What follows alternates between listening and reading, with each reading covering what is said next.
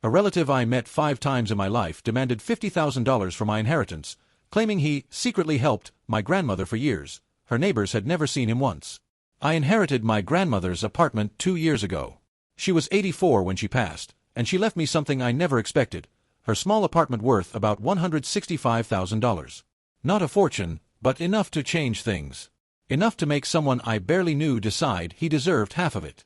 My grandmother lived alone for the last 15 years of her life after my grandfather died. I visited her every weekend for a decade. 10 years of groceries, doctor's appointments, fixing leaky faucets, replacing light bulbs, spending holidays together. I helped her because I loved her, not because I expected anything in return.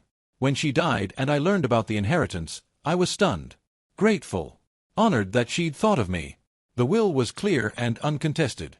I was the sole beneficiary of the apartment. My parents received some savings and personal items. Other relatives got small mementos, her jewelry, photo albums, things like that. Nobody complained. The probate process was straightforward. I became the owner, paid the taxes, started thinking about what to do with the place. Life moved on. Then, 6 months ago, I got a message that changed everything. The first contact. It came through social media from someone I didn't immediately recognize. "Hi, you probably don't remember me. I'm your grandmother's brother's grandson, your second cousin. I heard you inherited her apartment. We should talk. There's something important you don't know about how she survived those years alone. Call me." I stared at the message for a long time. A second cousin. I vaguely remembered meeting someone at a few family gatherings when I was a kid. Maybe at a funeral once. A wedding. But I couldn't even picture his face. We'd never had a real conversation, just those awkward pleasantries you exchange with distant relatives you see once every 5 years. Still, curiosity got the better of me. I called. "Hey, thanks for getting back to me," he said. His voice was friendly, almost warm. "I know we haven't kept in touch, but family is family, right? I've been thinking a lot about your grandmother since she passed. She was a special woman." "She was," I agreed, waiting for him to get to the point. "The thing is," he continued, "there's something you might not know about the years before you started visiting her regularly. I mean, you were what, a teenager back then? Early 20s when you started helping her." "I started visiting every weekend when I was 21, I said. 10 years ago. "Right, exactly. Well, before that, for about 5 years before you took over, I was the one helping her. I visited every month. Brought her groceries. Fixed things around her place. Helped her with bills when money was tight. For 5 years, I was basically her support system." I felt a strange twist in my stomach. "I never knew that." "Most people didn't," he said smoothly. "Grandmother was proud. She didn't like people knowing she needed help. And there was that old family drama between our sides. You know how it is. But I was there for her. Every month, like clockwork. I never asked for anything in return. I just wanted to help." "Okay," I said slowly. "Why are you telling me this now?" His tone shifted slightly, becoming more businesslike. "Look, I'm not trying to cause problems. But when I heard you inherited the apartment, I started thinking about those 5 years. All that time, all that help. I never expected anything, but now. I think it's only fair that I get some compensation. She would have wanted me to have something. She told me once she'd take care of me. She just didn't put it in the will because she was getting confused near the end. You know how elderly people can get." The twist in my stomach tightened. "What exactly are you asking for? Half the apartment, or $50,000 cash? Whichever is easier for you. I'm not greedy, I'm just asking for what's fair. You benefited from my groundwork, man. I kept her going during those hard years. The least you can do is share what she left behind." I sat in silence for a moment, my mind racing. Half the apartment? $50,000? For help I'd never heard about from a man I barely knew? This is the first I'm hearing of any of this," I finally said. "I need time to think." "Of course, take your time," he said, his voice friendly again. "But don't take too long. I've been patient for 2 years already. I think we should settle this soon, don't you?" After we hung up, I sat staring at my phone for what felt like an hour. Something felt wrong about the whole conversation, but I couldn't put my finger on what. A second cousin I'd met maybe 5 times in my life was claiming he'd been my grandmother's secret caretaker for 5 years? A man she'd never mentioned once in a decade of weekly visits? I needed answers. The investigation begins. My first call was to my mom. Do you know anything about second cousin helping grandmother? He says he visited her every month for 5 years before I started helping her regularly. There was a long pause. Who? I barely know who you're talking about. Your grandmother never mentioned him helping her. She barely mentioned him at all. They weren't close. His side of the family had some falling out decades ago. Something about money or property, I can't remember exactly. My dad confirmed the same thing. I don't remember him ever being around. Your grandmother would have mentioned if someone was helping her regularly. She mentioned everyone, the neighbor who brought her soup, the mailman who carried heavy packages up the stairs. She never mentioned this cousin. But I needed more than my parents' memories. I needed proof. I started with my grandmother's neighbors. 2 elderly women, both in their 80s, had lived in her building for over 30 years. They'd known my grandmother well, had tea with her every week, kept an eye on her when she needed it. I visited them on a Saturday afternoon, bringing pastries and my questions. "Oh, we remember you," Mrs. Chen said warmly. "You were here every weekend like clockwork. Such a good grandson." "Thank you," I said. "I'm actually trying to track down some information about someone who might have visited my grandmother regularly. A second cousin of mine, about 45 years old now, would have been visiting monthly in the years before I started coming regularly, so about 11 to 15 years ago." The 2 women looked at each other, then back at me, clearly confused. "No one like that ever visited her regularly," Mrs. Martinez said firmly. "We knew everyone who came. You were there every weekend. Your parents came sometimes. A few friends from her church. But a man visiting monthly? We would have noticed. We would have known." Mrs. Chen nodded emphatically. "We kept track. Not in a nosy way, but we cared about her. If she'd had regular help from family, we would have remembered. We would have met him." The knot in my stomach began to loosen, replaced by something else, anger. The records. My grandmother had been meticulous about record-keeping. After she passed, I'd boxed up her papers intending to sort through them eventually. Now I had a reason to dig in. I spent an entire weekend going through 15 years of her life, documented in calendars, receipts, and what amounted to a daily diary. Just simple notes about what happened each day. Maria came for tea. Grandson helped with shopping. Priest visited for blessing. Bad storm, stayed inside all day. Every visitor was noted. Every event recorded. Every expense tracked. She kept everything organized by year and month, rubber-banded together in neat stacks. I went through the 5 years my second cousin claimed he'd been helping her. Month by month, page by page. I found mentions of neighbors helping, of church friends visiting, of the mailman who carried packages, of the building superintendent who fixed her radiator. I found 0 mentions of my second cousin. Not once. Not a single note that said, "Cousin visited," or "Family member helped with groceries," or anything else that could possibly refer to him. For someone who allegedly visited every month for 5 years, 60 visits minimum, there was absolutely no record of his existence in her life. I called him back. The confrontation. "I've done some research," I said, keeping my voice level. "I talked to my parents. They don't remember you helping grandmother. I talked to her neighbors, women who knew her for 30 years and saw everyone who visited regularly. They don't remember you either. And I went through her records. She kept detailed notes about her days, about who visited, about who helped her. Not one mention of you in 5 years." There was a pause, and when he spoke again, his tone had changed. The friendliness was gone. "Evidence? You need evidence that I helped my own family? That's insulting. I'm family. Family doesn't need evidence. I helped her and I deserve compensation. Just because she didn't write it down doesn't mean it didn't happen. Old people forget things all the time." "She didn't forget to write down when the mailman helped her with packages," I said. "But she forgot 5 years of monthly visits from you?" "Maybe she was protecting me," he shot back. "Maybe she didn't want other family to know she needed help from that side of the family. There were tensions, remember? Old drama. She kept me secret to avoid problems. I met him maybe 5 times in my life. At family gatherings I barely remember. And now he's claiming he was grandmother's secret caretaker for 5 years? A man she never mentioned once in 15 years of weekly visits? He invented a relationship with a dead woman who can't contradict him. If she was protecting you," I said slowly, "why would she tell you she'd take care of you? Why would she promise you something but then not put it in her will?" Another pause. She was confused near the end. The will was made when she wasn't thinking clearly. Her will was made 3 years before she died. She was completely lucid. Her doctor evaluated her. The lawyer confirmed her capacity. "Try again."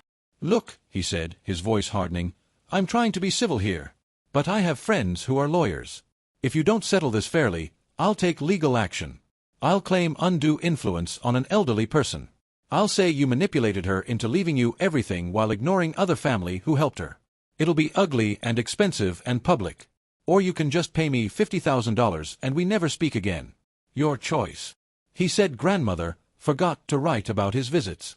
She wrote about the mailman helping with packages. She wrote about neighbors bringing soup. But she forgot 5 years of monthly visits from family? No. She didn't forget. He wasn't there. The story is fiction from start to finish. I hung up and called a lawyer. Legal reality. My attorney listened to the whole story, taking notes. When I finished, she leaned back in her chair and shook her head. "He has no legal standing whatsoever," she said flatly. "The will was properly executed, went through probate without contest, and he wasn't a named beneficiary. I helped her years ago, doesn't create legal claims on an estate. Even if he did help, which you found no evidence of, that's not how inheritance works. She had the right to leave her property to whoever she wanted. His threats are completely empty. So I don't need to worry about a lawsuit. He won't file one. He'd need actual evidence to even get past a preliminary hearing, and you've already proven there is none. He'd be laughed out of court and possibly sanctioned for filing a frivolous suit. This is a shakedown attempt, pure and simple. Don't pay him anything. Don't negotiate. Just stop communicating with him." When I poked holes in his story, it kept evolving. First she forgot. Then she was protecting him from family drama. Then she was confused about the will. Each lie needed a new lie to support it. That's how you know someone is making it up. The story can't stay still because truth has a shape and lies have to keep morphing. But I wanted to understand who I was dealing with. So I did more research.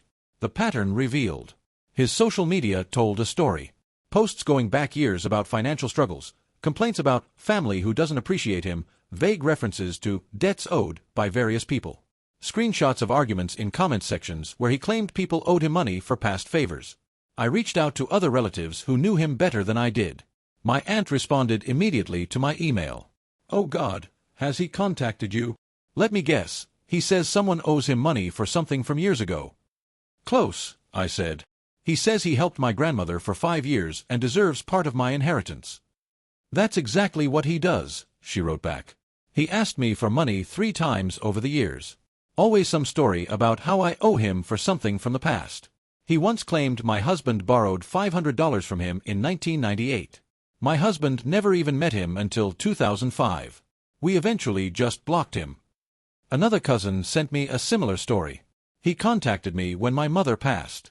Said he'd helped her in ways nobody knew about, that she'd promised him something before she died. Same exact script you're describing. We ignored him and he eventually went away. A pattern emerged. After inheritances. After deaths. Always targeting people who'd received something he thought he could claim a piece of. Always with stories about historical help that couldn't be verified. Always from someone who couldn't contradict him anymore. Other family members confirmed, he's done this before. Invented debts, manufactured obligations, targeted people after inheritances. I wasn't special. I was just the latest target. Grandmother's apartment was just the latest prize he tried to steal with fiction. Standing ground. I called him one final time. "I know what you're doing," I said. "You've done this to other family members. The sudden claims about helping people who can't contradict you anymore. The threats of lawsuits that never actually happen. I've talked to lawyers. You have no case. I've talked to family. You have no credibility. You never helped my grandmother. You barely knew her. And you're not getting a single dollar from me. Don't contact me again." He exploded. "You think you're so smart. You stole an inheritance that should have been shared. Your grandmother was my family too. I have just as much right to her apartment as you do. You can't just shut me out like this." "You have exactly the rights she gave you in her will," I said calmly. "None. She chose who to leave her apartment to. She chose me. Not because I expected it, because I was there. For 10 years. Every weekend. Every holiday. Every doctor's appointment. You were nothing to her. You're nothing to me. This conversation is over. He threatened lawyers and lawsuits. My actual lawyer laughed. He has no case. Wills don't work that way. Historical help doesn't create inheritance claims. His threats were hollow, but he was counting on my fear being stronger than my research. He was wrong. I hung up and blocked his number. The aftermath. He sent a few more messages over the following weeks, each more desperate than the last. Emails I filtered to spam. Social media messages I ignored. Threats that became progressively less coherent as he realized I wasn't going to engage. No lawsuit ever materialized. Of course it didn't. There was never a case. There was never any evidence. There was just a man who saw an opportunity to extract money from a distant relative by exploiting a dead woman's memory. Eventually, he gave up. Moved on. Probably found another family member with an inheritance to target. I heard through the family grapevine months later that he'd contacted someone else with a similar story about their deceased parent. The pattern continued. I kept every record of our communications, every email, every text message. My lawyer suggested it, just in case. But I never needed them. The manufactured history disappeared back into the fiction it came from. Reflection and resolution. What bothered me most wasn't the money demand. It was the disrespect to my grandmother's memory. He said, she would have wanted me to have something. He didn't know her, didn't visit her, didn't love her, but he knows what she would have wanted. He's not channeling her wishes. He's projecting his greed onto her grave. That's not honoring her memory. That's robbing it. This man tried to insert himself into a story he was never part of. Tried to claim credit for care he never provided. Tried to rewrite the last years of my grandmother's life to include himself as a helper. All to extract money from someone who actually was there, who actually helped, who actually loved her. That wasn't just greed. That was desecration. The neighbors knew everyone who visited grandmother. They mentioned me, my parents, her church friends. Never mentioned him.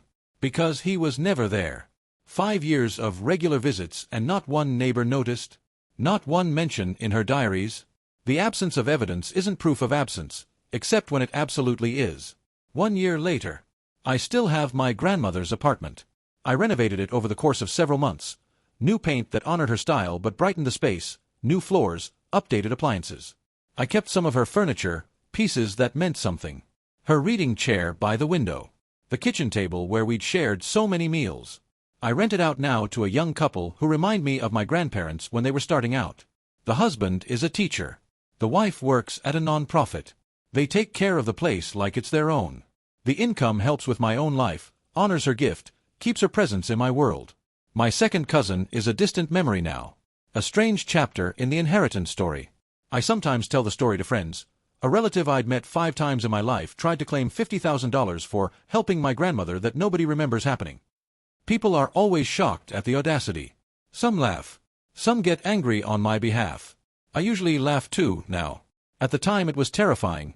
The threats, the manipulation, the uncertainty. But now it's just absurd. A bad memory that faded with time. Final truth. On the anniversary of her passing, I visit my grandmother's grave. I bring roses. She hated lilies, always said they smelled like funerals. I sit on the bench nearby and talk to her like I always did when she was alive. Someone tried to claim he helped you for years, I tell her. Said he deserved half your apartment. Said you would have wanted him to have something. I knew it wasn't true. Your neighbors knew. Your diaries knew. Everyone who actually knew you, knew. The wind moves through the cemetery, rustling the trees. I imagine her response. She was feisty, would have been furious at the fraud. Would have probably called him a few choice words I can't repeat at a cemetery. I kept the apartment, I continue. Renovated it nice. A young couple lives there now. Reminds me of you and Grandpa when you were starting out. I think you'd like them. They're good people. They take care of your place. I sit a while longer. Feel her presence, or imagine I do.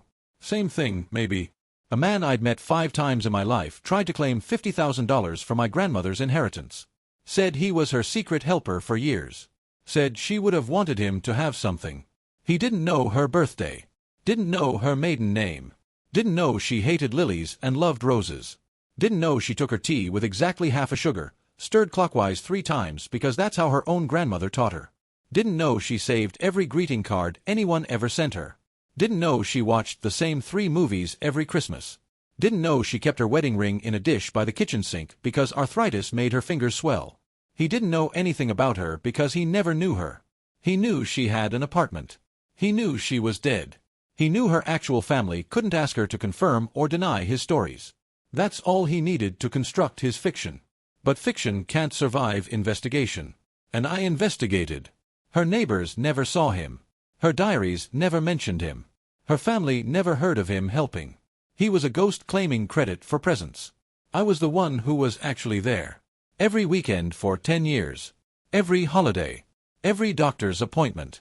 Every broken faucet and burnt-out light bulb. Every grocery trip and every birthday and every ordinary Tuesday afternoon when nothing special happened except that I showed up. That's not something you can fake. That's not something you can claim after the fact. That's just showing up, again and again, because you love someone. He wanted her apartment without loving her. I got her apartment because I loved her without wanting anything. That's the difference. That's always been the difference. She knew it. I know it. And now he knows it too. Broken heart victory. The inheritance remained exactly where my grandmother wanted it. With the grandson who was there. The manufactured claims dissolved under scrutiny. The threats never materialized. The fiction couldn't survive truth. Her memory stayed protected. Her wishes stayed honored. And her apartment, renovated with care, rented to people she would have liked, continues to be the gift she intended it to be. Not to a stranger who showed up after she died with manufactured debts and fabricated history. But to the grandson who showed up every weekend for a decade because love doesn't wait for inheritance to prove itself.